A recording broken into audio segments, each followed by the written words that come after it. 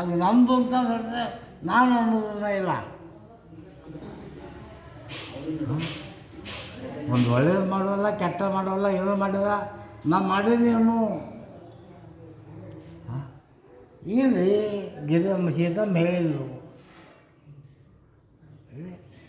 ಅಲ್ಲೋ ಆ ತಾಯಿ ಪಾಪ ನಿಗ್ಗಿನ ಒಳ್ಳೇದು ಹೇಳಾಳ ಹೊರತಾಗಿರೋ ಕೆಟ್ಟೇನ ಹೇಳ ಅವನಿಗೆ ಒಳ್ಳೇದನ್ನು ಹಾಗೆ ನೀವು ಮಾಡಲಿಲ್ಲ ಅಂದ್ರೆ ಆಕೆ ಹೆಸರು ಯಾಕೆ ಕೆಡಿಸ್ತಿ? ಹಂಗೆ ನಿಮ್ಮ ಜೀವನ ಏನಾಗ್ಯದ ಪರರಿಗೆ ಹೇಳೋದಾಗ್ಯದ, ಅದನ್ನು ದುಃಖ ಮಾಡ್ಕೋಬೇಕಾಗ್ಯದ. ಏನು ಪಾ ಎಷ್ಟು ಹೇಳಿದ್ರು ಅದು ಹಳಿ ಬದಲಾಗಿದ್ದ ನನ್ನ ಅಲ್ಲ ಬಿಟ್ಬಿಡು. ಅವ್ರ ಪ್ರಾರಬ್ಧ ಅವ್ರ ಕರ್ಮಗಳನ್ನು ನಾವು ನೀವೇನು ಬರೋದಿಲ್ಲ, ಬರೆದಂತೆ ಕರ್ತವ್ಯ ಬೇರೆ ಇದ್ದಾನೆ. ನೀ ಏನು ಹೇಳ್ಬೇಕಂತಂದ್ರೆ ಭಗವಂತನ ಮುಂದೆ ಹೇಳು, ಸರ್ವ ಪರಿಹಾರ. ಅದನ್ನು ದಯವಿಟ್ಟು ಅಧ್ಯಾತ್ಮಕ್ಕೆ ನಾವು ತಲೆ ಕೊಟ್ಟಿವಿ ಹುಚ್ಚಿಡಿಸ್ತದೆ, ಹೊರತಾಗೇನು ಶಾಂತಿ ಸಿಗೋದಿಲ್ಲ. ಏನು ಮಾಡಿದ್ರು ಮನುಷ್ಯ ಶಾಂತಿ ಬೇಕು. ಹಂಗೆ ರಾವಣ ಬೇಕಾದ ಷಷ್ಟಾರ್ಥ ಬ್ರಾಹ್ಮಣ ಮಹಾವೇದಾಂತಿ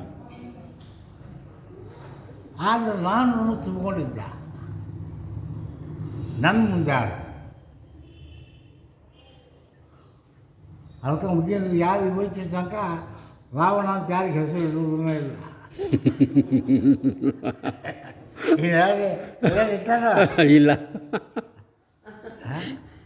ಇಲ್ಲ ಅಲ್ಲ, ರಾಮ ಅಂತಾರೆ, ಲಕ್ಷ್ಮಣ ಅಂತಾರೆ, ಚಿದಂಬರ ಅಂತಾರೆ, ಗೋವಿಂದ ಎಲ್ಲ ರಗಡ ಆಯ್ತು. ರಾವಣ ಅನ್ನೋದು ಹೆಸರು ಯಾರು ಇಲ್ಲ. ಎಲ್ಲರೂ ಜಯಂತಿ ಮಾಡ್ತಾರೆ, ಆರಾಧನೆ ಮಾಡ್ತಾರೆ, ಎಲ್ಲ ಮಾಡ್ತಾರೆ. ಇವನ್ ಯಾರು ಆರಾಧನ? ಯಾಕೆ ನಾನು ಸುಳ್ಳೇ ಇಲ್ಲ ಅದು.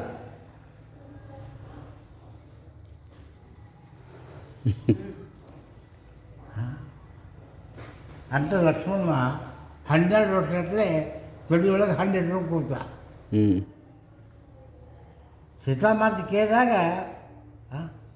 ಅದನ್ನು ತೆಗಿಬೇಕಾಗ್ತು ಅಲ್ಲ.